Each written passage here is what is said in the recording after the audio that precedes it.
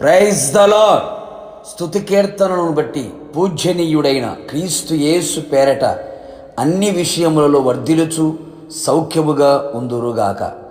ఈ దినపు యేసయ్య జీవపు మాట కొలస్సయ్యులకు రాసిన పత్రిక 4వ అధ్యాయం 2వ వాక్య భాగం.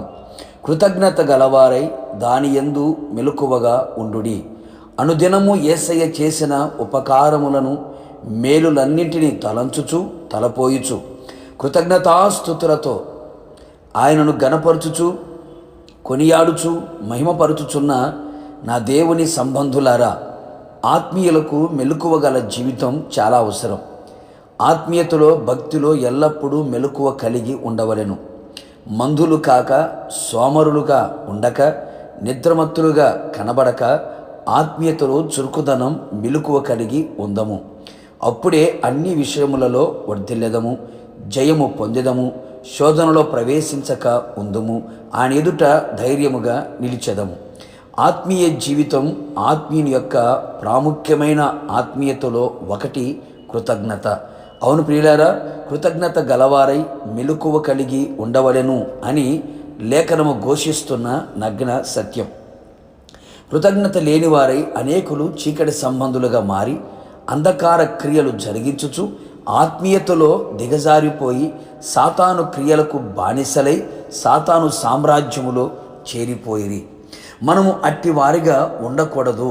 ప్రతి విషయములో యేసయ్యకు కృతజ్ఞత గలవారమై ఎల్లవేళలా కృతజ్ఞతాస్తుతులు చెల్లించదము.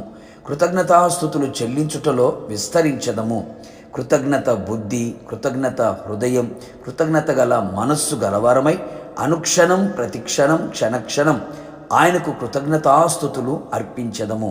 కృతజ్ఞత పూర్వకముగా మన విన్నపములను ఆయనకు తెలియజేసి ఆయన దగ్గర నుండి ప్రతి విషయములో గొప్ప జవాబును పొందెదము.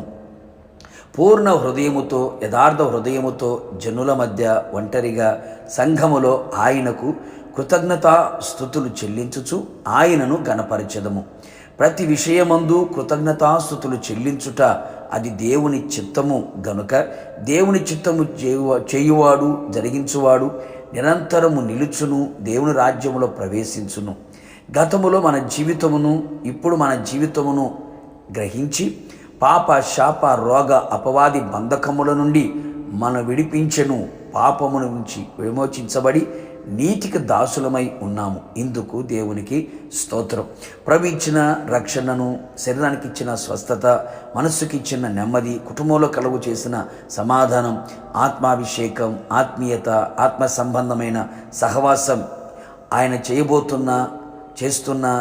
చేసిన కార్యములన్నీ తలంచుచు తలపోయుచు ప్రతి దాని ఎడల కృతజ్ఞత గలవారమై ఉండి మెలకువ కలిగి స్తుతులు అర్పించదము. ఆయనకు ఇష్టలమై జీవించదము. భూమి మీద ఎలాగో పరలోకములో అలాగే కృతజ్ఞత కలిగి ఉందము. యుగ యుగములు ప్రభువుతో కూడా నిలిచి ఉండేదము. ప్రార్థన.